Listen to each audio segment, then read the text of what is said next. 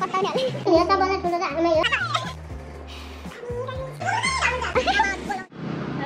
Welcome back to another video. आज guess गर्नु आज म कहाँ आएको छु होइन त अनि दिदी। आज हाम्रो आफ्नो घर प्यारो घर गाउँघर बुटोलाको छौँ हामी। अहिले हाम्रो कुलम पूजा छ, त्यो पूजाको लागि चाहिँ हामी एक हप्ताको लागि आएको हो घरमा। वेलकम ब्याक गर्नु दिदी। दिदी चाहिँ बाहिरबाट आउनुभएको, अब उहाँको पनि केही काम थियो, त्यही भएर छुट्टीमा आउनु भएको छ। सबैजना आज हामी अहिले चाहिँ मार्केट जाँदैछौँ होइन त मम्मी? हेर्नुहोस् यस्तो दामी छ, कस्तो राम्रो देखिरहेछ हाम्रो। यता चाहिँ बजार छ हाम्रो मार्केट। So let's go. हाम्रो बजार लाग्ने एरिया हो एन्ड देन यो चाहिँ चोक छ। So hello welcome back Nepal. कस्तो भइरहेछ नेपालको अहिले छुट्टी? एकदम रमाइलो। हजुरलाई कस्तो लागिरहेछ? मलाई चाहिँ एकदम बेस्ट। तर बुटोले एकदमै गर्मी चाहिँ गर्मी छ है अहिले चाहिँ। यतिको हिँड्न दुबईभन्दा चाहिँ गर्मी छ है छैन है। तर हामीलाई चाहिँ एकदमै गर्मी भइरहेको छ धेरै पछि आएको भएर। सो जो पनि अब काठमाडौँबाट बुटो लाउँदै हुनुहुन्छ एउटा फ्यान चाहिँ लिएर बोकिराख्नुपर्छ। एकदमै पोल्ने घाम छ यहाँ चाहिँ फेरि। तर वेदर चाहिँ हेर्नु न, वेदर साँझको मौसममा चाहिँ यस्तो हिँड्न चाहिँ फेरि रमाइलो छ। हामी फेरि यताको मार्केटमा केही पाइएन अरे, सो यता पारी विष्णुपुरतिर जाँदैछौँ। सो यो चाहिँ मेन चोक हो हाम्रो ड्राइभरको। सो बाटो हेरेर हिँड्नु पऱ्यो है, बाटो हेरेर हिँड्ने, बाटो हेरेर हिँड्नु पऱ्यो। यस्तो दामी छ दामी। जाम हे जाम जाम जाम जाम जाम जाम। बुटोमा यस्तो गर्मी छ कि पसलभरि पङ्खाको मात्र व्यापार देखिरहेको छ। यो यस्तोसम्म गर्मी छ। सो यो हाम्रो विष्णुपुरको रोड हो। हामी यहाँ सब्जी किन्दैछौँ। अनि गर्मी चाहिँ एउटा पनि हावा चल्यो भने एउटा पत्ता पनि हल्यो होइन त। यस्तो गर्मी हो ओभर। पानी पऱ्यो भने चाहिँ मजाको हुन्थ्यो होला बल्ल। यो चाहिँ यहाँको एकदमै फेमस र एकदमै के अरे अर्ग्यानिक भनौँ सुप पनि एकदम राम्रो खालको छ अरे यहाँ आन्टीकोमा। हामी चाहिँ यति धेरै सामान लियौँ। दिदीको पसलको नाम कैलाशपति। कति भयो?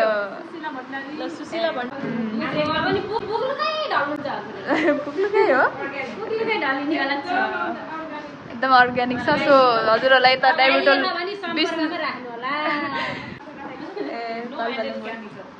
नो एडेड केमिकल है त। र जो जति पनि यता विष्णुपुर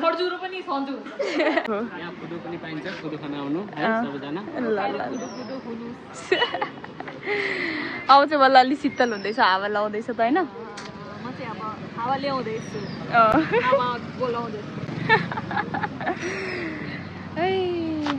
मम्मी कति सक्दैन है सामान बोक्ने होला नि। हामी त सिधै बाहिर निस्कियो। हामी त भरि हो नि त मम्मीको पछि पछि लाएर हामी अब सामान बोक्न आएको। सो दिनुहोस् खाइदिनु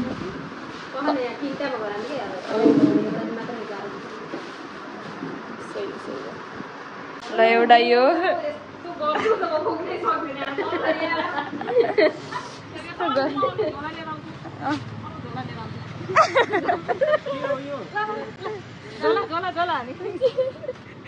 ए सपिङ भयो बल्ल हाम्रो घरको रासनको होइन त मम्मी? अब हामी आज चाहिँ एकादशीमा हामी चोखो खान्छौँ। त्यो कारणले गर्दाखेरि घरमा केही पनि सामान थिएन। सो मार्केटमा हामी सामानहरू लिन आएको थियो। सो हामी फेरि अर्को स्टोरमा आइसकेको छौँ। आटा नट लाटा 2 किलोको आटा लगेर 2 किलोको रोटी खाने आटा पार्टी होइन। यस्तो छ है वेदर। अब चाहिँ रातिको भ्यू चाहिँ एकदम दामी देखिन्छ हाम्रो डाइबेटोलबाट। ल सपिङ भयो है, सपिङ भयो। ल है ल अनि त कस्तो लागिरहेछ? सो हाम्रो सपिङ चाहिँ बल्ल सक्यो, अँधेरो भइसक्यो सपिङ गर्दा है। अहिले अब भोलिबाट हाम्रो पार्टी सुरु हुन्छ होइन? भोलिबाट ढाड्छु ल। सो सपिङ अब भोलिबाट चाहिँ हाम्रो पार्टी सुरु हुन्छ है पार्टी राजेश हवालजी आइपर्नु भयो है उहाँको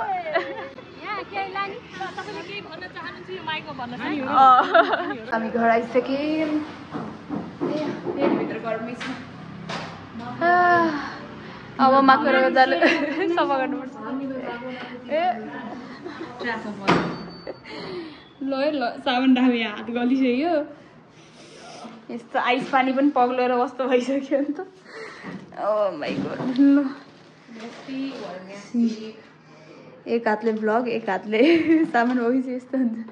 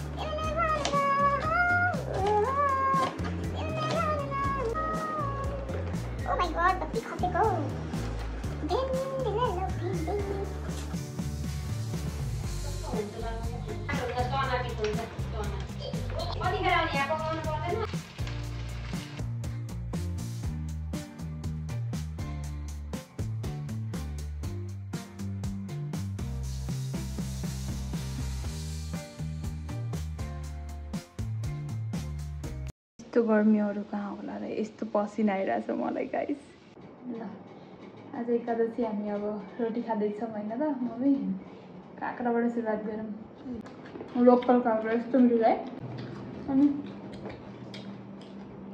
आजको दिन कस्तो भयो हजुरको मम्मी घर आएर होइन घर आफ्नो घर आएर कस्तो हुन्छ राम्रो लाग्छ रमाइलो हो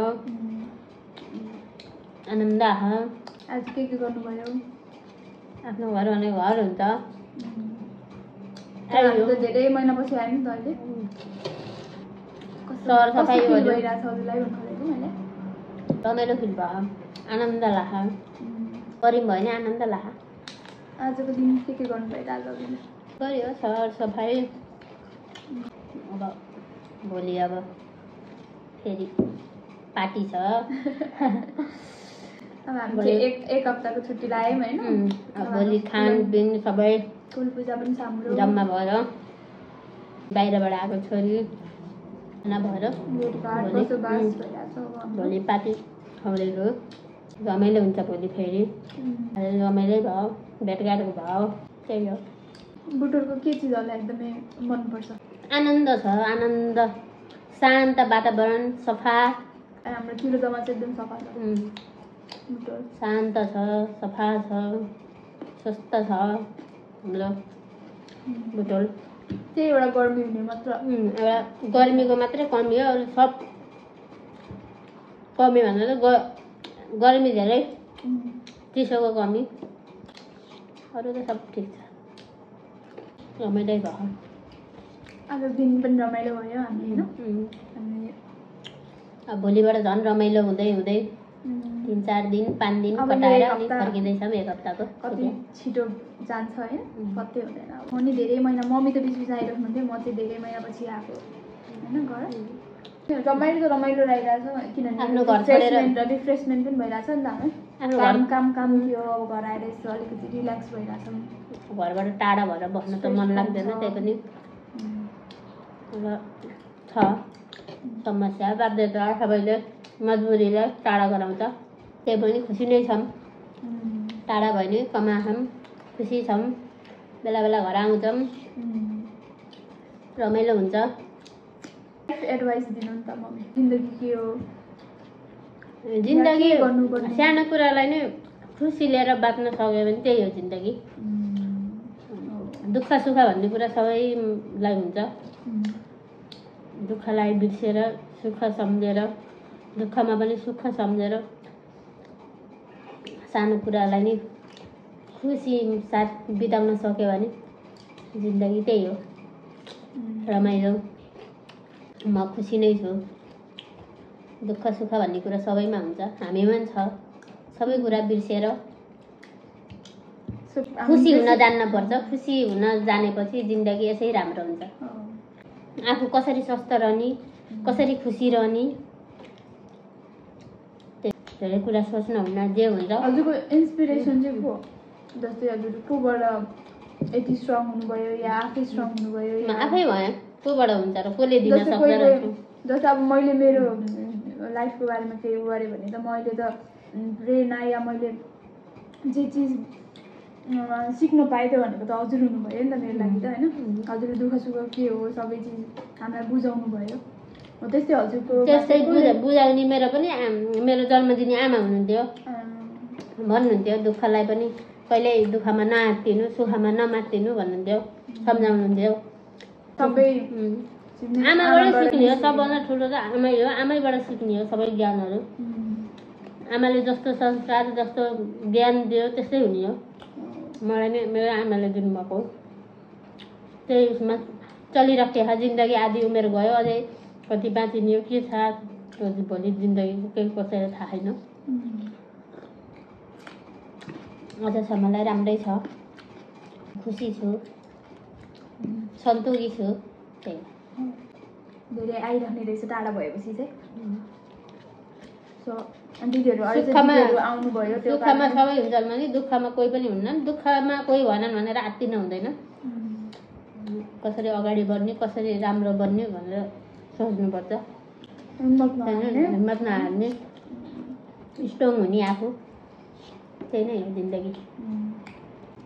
हामीलाई चाहिँ यो स्टेजसम्म ल्याउनको लागि चाहिँ हाम्रो मम्मीले धेरै नै दुःख गर्नुभएको हो। सो हरेक दुःख सुख कस्तो के कसरी चाहिँ स्ट्रगल गर्ने, होइन, कसरी अगाडि बढ्ने चिज चाहिँ हामीलाई मम्मीले नै सिकाएर आज हामी यहाँसम्म छौँ, होइन मम्मी? अहिलेसम्म हजुरको सपोर्टले गर्दा हुनुपर्छ। आमा बुवाले दिएको ज्ञान कहिले पनि गलत हुँदैन। त्यसलाई सही सम्झेर सही बाटोमा हिँड्नुपर्छ। त्यही नै हो।